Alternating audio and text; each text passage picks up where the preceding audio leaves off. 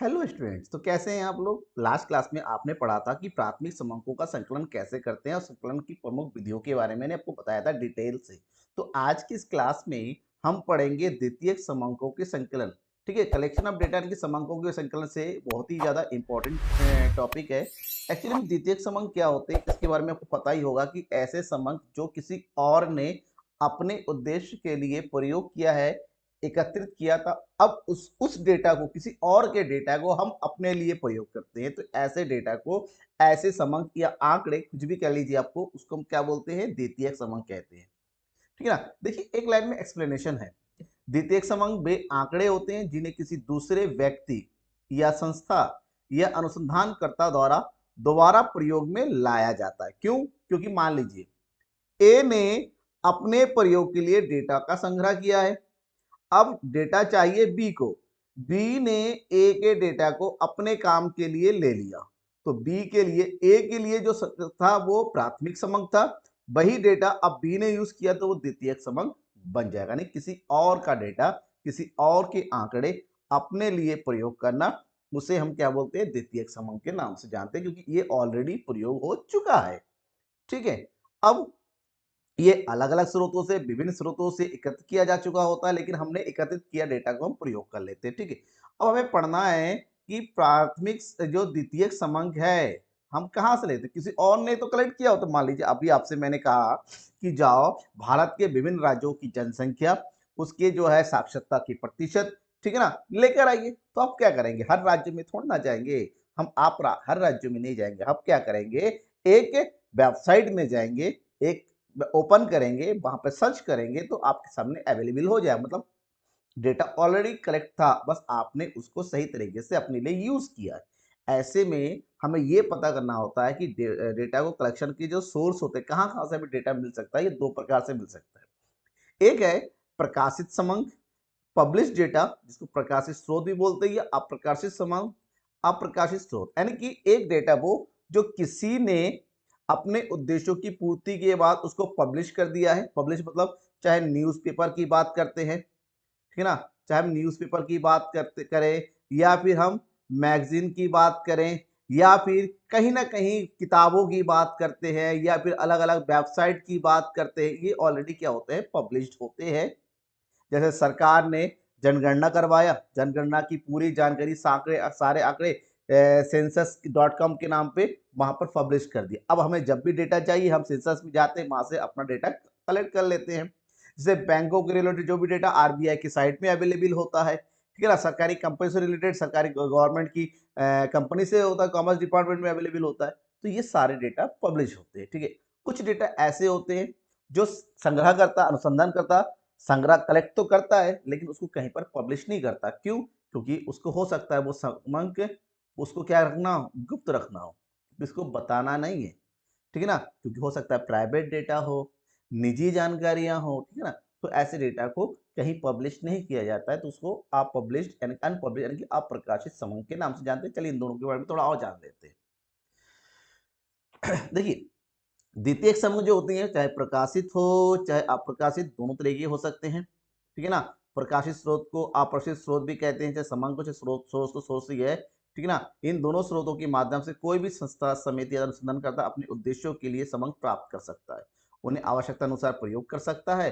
अब इन्हीं स्रोतों के बारे में क्या करना है, डिटेल से जानना है। सबसे पहले प्रकाशित स्रोत की बात करेंगे। पब्लिश्ड है। प्रकाशित मतलब ऐसे समंक जिन्हें सरकारी एवं गैर सरकारी संस्थाओं ने विभिन्न उद्देश्य हेतु एकत्र करने के बाद सांख्यिकीय सामग्री को प्रकाशित किया है, अपने उद्देश्यों को एकत्र किया, बाद में उसको प्रकाशित कर दिया, पब्लिश कर दिया। ठीक है ना। रिसर्च किया, रिजल्ट निकाला, देखा सही है, सही डेटा को पब्लिश कर दिया, और ये सभी के लिए यूज करने के लिए अवेलेबल होता है। ठीक है ना। अनुसंधानकर्ता अपने उद्देश्यों संबंधी विषयों के लिए उपयुक्त आंकड़े के रूप में प्रकाशित किए समंकों को उपयोग में लाता है। प्रकाशित समंक की प्रमुख अब बात होती है, ये जो प्रकाशित स्रोत है, पब्लिश डेटा, वो कहाँ कहाँ से, कौन कौन पब्लिश करता है। तो पब्लिश करने वेरियस सोर्स है। ठीक है ना। पब्लिश करने वाले बहुत सारे लोग होते हैं, उसमें कौन कौन से, सबसे पहले हम करते हैं सरकारी प्रकाशन। जब सरकार की विभिन्न एजेंसियां, सरकार के विभिन्न मंत्रालय, सरकार के विभिन्न ऑफिसों के थ्रू उनके द्वारा कलेक्ट किए गए जो डेटा होते हैं, जो आंकड़े होते हैं, जो अपने अलग अलग मंत्रालय के होते हैं, अपने विभिन्न विषयों के होते हैं, जब उन आंकड़ों को प्रकाशित किया जाता है ना, तो इसे हम सरकारी प्रकाशन या गवर्नमेंट पब्लिकेशन के नाम से जानते हैं। क्योंकि सरकार के द्वारा कलेक्ट किया जाता है, इसलिए इसको जो है बहुत ही ज़्यादा विश्वसनीय और उपयोगी माना जाता है। बेसिकली आपसे हमने एजुकेशन से रिलेटेड, पॉपुलेशन से रिलेटेड, पॉवर्टी से रिलेटेड कोई भी जनसंख्या पूछेंगे तो आप गवर्नमेंट वेबसाइट में ही जाके सर्च करेंगे, क्योंकि वहीं से एक रिलायबल डेटा आपको मिल सकता है। ठीक है? अब जैसे एग्ज़ाम्पल, राष्ट्रीय आय भारत की कितनी है? ठीक ना? आर्थिक सर्वेक्षण के अकॉर्डिंग जो भी डाटा होता है, जनगणना संबंधी आंकड़े होते हैं, व्यापारिक आंकड़े होते हैं, ये सभी आंकड़े आपको कहाँ से मिल जाएँगे? सरकारी प्रकाशन, सरकारी सोर्स से मिल जाएगा। ठीक है? नंबर 1। नंबर 2, आयोग या समितियों के प्रकाशन। देखिए, सरकार क्या होती है, विभिन्न समय-समय पर अलग-अलग समितियों का, अलग-अलग आयोग का गठन करती है। जैसे भी शिक्षा आयोग का गठन हुआ था। ठीक है ना? इसके अलावा आपके किसान आयोग का गठन हुआ था, समितियों का गठन होता है, नीति आयोग का गठन हुआ है, वो रखा है, योजना आयोग का गठन हुआ था। ये सभी आयोग क्या करते हैं ना, विभिन्न प्रकार के सांख्यिकी आयोग है, इन सब का काम क्या होता है, अपने क्षेत्र से रिलेटेड, अपने क्षेत्र के अंतर्गत जो भी सामग्री आती है, उससे रिलेटेड जो भी आंकड़े होते हैं, जो भी समंक होते हैं, जो भी डेटा होता है ना, उसको वो लोग एकत्रित करते हैं और बाद में उनको प्रकाशित कर देती हैं। और जो इनके द्वारा प्रकाशित जो भी होता है, उनको हम अपने लिए यूज़ कर सकते हैं। जैसे वित्त आयोग हुआ था, फाइनेंस, ठीक है ना, कमीशन था। वित्त आयोग की जो रिपोर्ट होती है, एकाधिकार आयोग की रिपोर्ट होती है, मानवाधिकार आयोग की हो गई, पाँचों समितियों की रिपोर्ट होती है, नरसिम्हन रिपोर्ट होता है, अलग-अलग समितियों का गठन होता है। वो लोग जो भी अपना रिपोर्ट देते हैं, वो प्रकाशित हो जाता है, वो इसके अंतर्गत आती है। ठीक है? अर्ध सरकारी, अर्ध सरकारी का मतलब ऐसी संस्थाएँ जो सरकार के अंतर्गत या फिर सेमी गवर्नमेंट इसको बोलते हैं। ठीक है? जो आधे सरकारी, आधे प्राइवेट होते हैं। जैसे नगर निगम हो गया, नगर पालिका है, पंचायतें हैं, विभिन्न प्रकार के बोर्ड हो गए, विश्वविद्यालय हो गए, ये लोग भी समय-समय पर विभिन्न विषयों पर आंकड़े एकत्रित करती हैं और उसको प्रकाशित किया जाता है। ठीक है ना? उनको यहाँ से भी हमें बहुत सारी जानकारियाँ मिल जाती हैं, जैसे जन मृत्यु से रिलेटेड, स्वास्थ्य से रिलेटेड, शिक्षा से संबंधित आंकड़े होते हैं, वो यहाँ से हमें मिल जाते हैं। ठीक है? इसके अलावा अंतर्राष्ट्रीय इंटरनेशनल एजेंसीज़ होती हैं, ठीक है ना? जैसे WTO हो गया, ठीक है ना? विश्व स्वास्थ्य संगठन हो गया, विश्व बैंक हो गया, अंतर्राष्ट्रीय श्रम संगठन हो गया, इनके द्वारा जो सूचनाएँ या आंकड़े प्रकाशित किए जाते हैं, ये भी हम यहाँ से भी हमें अच्छी खासी जानकारियाँ मिल जाती हैं। भारत में या फिर इंटरनेशनल लेवल में जो भी व्यापारिक संघ होते हैं, वो लोग भी समय-समय पर अपने आंकड़े और ठीक है ना, समंक वगैरह प्रकाशित करते हैं। जैसे श्रम संघ के होते हैं, स्टॉक एक्सचेंज के आंकड़े होते हैं, प्रोडक्ट एक्सचेंज के आंकड़े होते हैं, सहकारी समितियों के आंकड़े होते हैं। यहाँ से भी हमें बहुत सारी जानकारियाँ और आंकड़े प्राप्त हो जाते हैं। अनुसंधान संस्थाओं के प्रकाशन, कुछ लोग रिसर्च इंस्टीट्यूट होते हैं, जैसे IIT के होते हैं, ठीक है ना, IIM के होते हैं, ये लोग बीच में रिसर्च करते रहते हैं। और विश्वविद्यालय हो गए, बहुत प्रकार के जो इंस्टीट्यूट होते हैं, जिनका काम होता है एक विषय विशेष पर, ठीक है ना, क्या रिसर्च करना। तो रिसर्च करने से जो भी आंकड़े वगैरह आते हैं, वो लोग क्या करते हैं, पब्लिश कर देते हैं। वो आंकड़े हमारे लिए बहुत ही ज़्यादा इम्पोर्टेंट, एक, ठीक है ना, उपयोगी साबित होता है। जैसे भारतीय सांख्यिकी संस्थान होता है, ठीक है ना, इंडियन स्टैटिस्टिकल ऑर्गेनाइजेशन ISO, विश्वविद्यालय शोध संस्थान के आंकड़े होते हैं, केंद्रीय संगठन, सांख्यिकीय संगठन के आंकड़े होते हैं, ये सब चीज़ यहाँ के आंकड़े हम यूज़ कर सकते हैं। व्यक्तिगत अनुसंधान, अब क्या होता है, कुछ लोग फेलोशिप करते हैं, रिसर्च करते हैं, डॉक्टरेट की डिग्री करते हैं, तो वहाँ वो लोग भी अपने-अपने लेवल पर जाके अनुसंधान करते हैं। ठीक है ना? जैसे न्यूज़ रिपोर्टर वगैरह, न्यूज़पेपर, न्यूज़ एजेंसी वगैरह भी, मैगज़ीन एजेंसी वाले, वो अपने लेवल पे जाके क्या करते हैं, डेटा को कलेक्ट करते हैं और वो लोग भी इसको पब्लिश करते हैं। वहाँ से भी हमें आंकड़े काफ़ी हद तक प्राप्त हो जाते हैं। तो ये सब क्या हो गया, द्वितीयक सोर्स हो गए, क्योंकि किसी और का डेटा होता है, वो पब्लिश कर देते हैं, अपने के उद्देश्यों की पूर्ति के बाद, और उसको बाद में हम अपने लिए ज़रूरत पड़ने पर वहाँ से डेटा कलेक्ट कर लेते हैं। इसके अलावा पत्रिकाओं का प्रकाशन होता है, जैसे कि मैंने ये बताया, ठीक है ना, यहाँ के जो आंकड़े होते हैं। अब देखिए, दूसरा होता है अप्रकाशित स्रोत, अनपब्लिश्ड सोर्सेस, मतलब ऐसे डेटा जो कहीं पर प्रकाशित नहीं होते हैं। ये दफ्तरों की फाइलों में या परलोकों में या रजिस्ट्रों में उपलब्ध होते हैं। आपको बाकायदा जिसने कलेक्ट किया होता है, वहां तक जाना होता है। ये किसी ओपन सोर्स में नहीं मिलेगा, किसी वेबसाइट में नहीं मिलेगा, किसी मैगजीन में, न्यूज़पेपर में नहीं मिलेगा, ठीक है ना? जबकि ये कहीं क्या रखे होते हैं, गुप्त तरीके से रखे होते हैं, क्योंकि ये ओपनली नहीं किया जा सकता। कुछ हो सकता है ज़िम्मेदारियाँ हों, हो सकता है कि जिसका डेटा वो उसने शर्त लगा रखा हो कि नहीं देना है, तो ये गोपनीय होते हैं। ठीक है ना? तो आपको चाहिए तो वहाँ से जाके आप अपना रेफ़रेंस शो करके वहाँ से आंकड़े इकट्ठा कर सकते हैं। ठीक है? व्यक्तिगत अनुसंधानकर्ताओं के शोध और समग्र आंकड़े सामान्यतः अप्रकाशित स्रोत ही कहलाते हैं। ये आंकड़े सामान्यतः अप्रकाशित रूप से ही प्राप्त होते हैं, क्योंकि ये गोपनीय रखे जाते हैं। अब क्योंकि ये दूसरों के डेटा होता है, तो ज़ाहिर-सी बात है दूसरों ने कलेक्ट किया है अपने लिए, अब वो हमें चाहिए, तो ज़ाहिर-सी बात है हमें बहुत सारी सावधानियाँ तो रखनी पड़ेगी। किसी और का जानकारी हम अपने लिए प्रयोग करेंगे तो बहुत सारी चीज़ों को पता रखें, क्या वो जानकारी हमारे लिए सही है या नहीं है? क्या ये सही तरीके से कलेक्ट किया गया है? क्या इससे हमारे उद्देश्यों की पूर्ति होगी या नहीं क होगी? क्या ये ओरिजिनल है? ठीक है ना? कहीं यहाँ पर बहुत सारी चीज़ों को जो है चेंज तो नहीं, इन सब चीज़ों को हमें ध्यान में रखना पड़ता है। तो इसके लिए हमें कुछ सावधानियाँ बरतनी पड़ती है, ठीक है? और सावधानी मतलब प्रोफेसर बाउले ने इसके बारे में कहा था कि प्रकाशित समांकों को बिना उनका अर्थ और सीमाएँ जाने, जैसे का तैसा स्वीकार कर लेना असुरक्षित हो सकता है।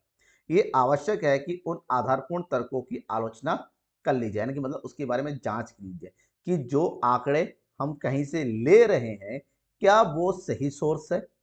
जिसने उस आंकड़ों को एकत्रित किया था, क्या उसने उसके बारे में सही तरीके से जाना था? उसका उद्देश्य क्या था? उसने किस तरीके से आंकड़ों का संग्रह किया है और उसने किया है तो क्या वो हमारे लिए यूज़फुल होगा?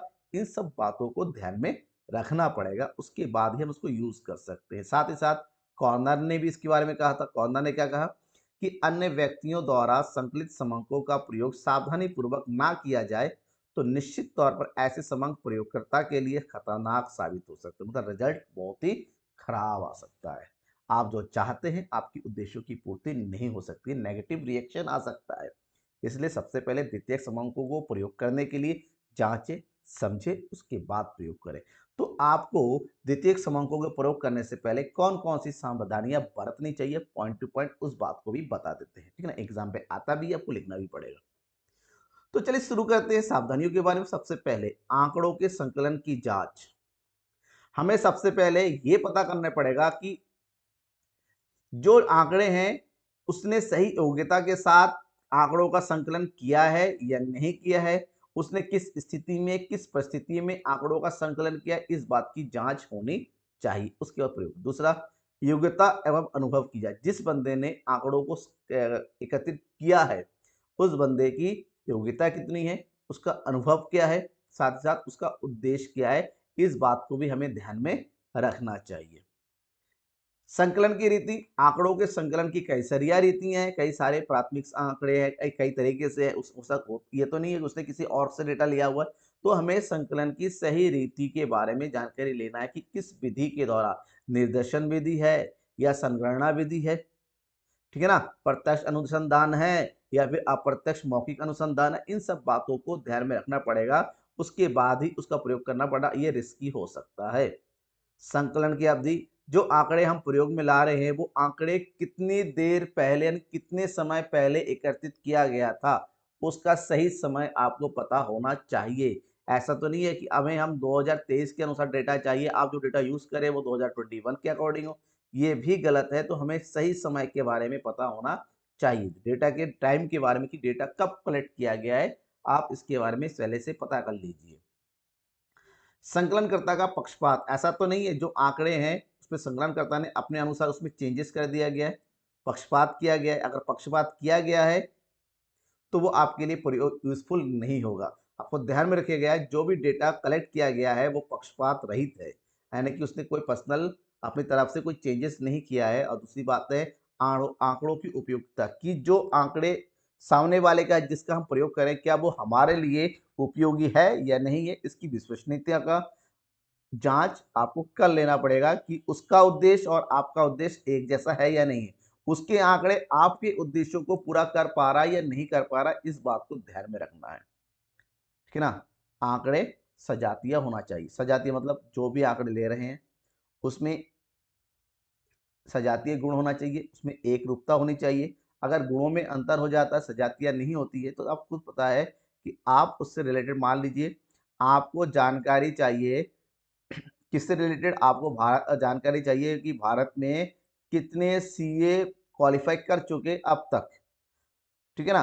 तो अपने अलग-अलग सोर्स में क्या है, कोई बता रहा है 140, कोई बता रहा है 1 लाख, कोई 1000, कुछ अलग-अलग डेटा आ रहा है। तो डेटा जो कलेक्ट कर रहे हैं उसमें एकरूपता होनी चाहिए कि सारे अलग-अलग सोर्सेज़ से जो डेटा आना चाहिए वो एक जैसे होनी चाहिए। तभी हम उसका प्रयोग कर पाएँगे और सबसे इम्पोर्टेंट चीज़ शुद्धता। जो आंकड़े होने चाहिए वो शुद्ध होने चाहिए, ओरिजिनल होने चाहिए। क्योंकि किसी और का ओरिजिनल डेटा ही प्रयोग कर सके, ये तो नहीं उसने कहीं से कॉपी पेस्ट किया हुआ है। शुद्धता जितनी अधिक होगी उतना ही ज़्यादा आपके लिए वो अच्छा होगा, आपका रिज़ल्ट भी अच्छा आएगा और आपका अनुसंधान भी पूरी होगी, ठीक है ना? तो ये सारी चीज़ें हैं जो ध्यान में रखना चाहिए। बिना इन सब बातों को ध्यान में रख के आपको द्वितीयक आंकड़ों का संकलन नहीं करना चाहिए। एग्ज़ाम में अक्सर पूछा जाता है द्वितीयक समूहों के संकलन में कौन-कौन सी सावधानियाँ बरतनी चाहिए? तो आपको इन सारी सावधानियों के बारे में लिखना है, ठीक है ना? समझ में आ गया? इसके बाद हम कुछ और पॉइंट पढ़ेंगे, लगातार क्लासेस होती रहेंगी, बने रहिए मेरे साथ। धन्यवाद।